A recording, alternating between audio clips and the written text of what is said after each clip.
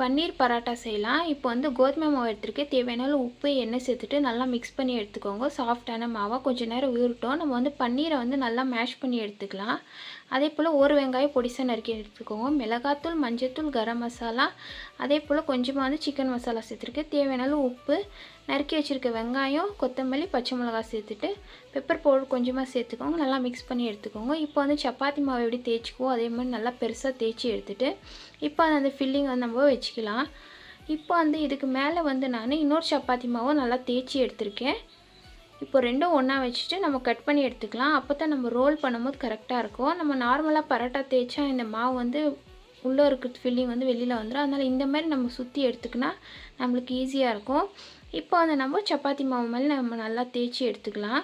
ரொம்ப அழுத்தம் கொடுத்து தேய்ச்சிடாம லேசாக தேய்ச்சிக்கோங்க. லைட்டாக நான் வந்து பூண்டு நறுக்கி சேர்த்துருக்கேன் கொஞ்சம் ஃப்ளேவருக்காக. இப்போ நம்ம திருப்பி விட்டு நல்லா ஈஸியான, சிம்பிளான, ஹெல்த்தியான பரோட்டா, பன்னீர் பரோட்டா நீங்களும் ட்ரை பண்ணி பார்த்துட்டு எப்படி இருக்கும் கமெண்ட்டில் தெரியும். உங்களுக்கு இந்த ரெசிபி பிடிச்சிச்சுன்னா மறக்காத என் சேனலை லைக் பண்ணுங்கள், ஷேர் பண்ணுங்கள்.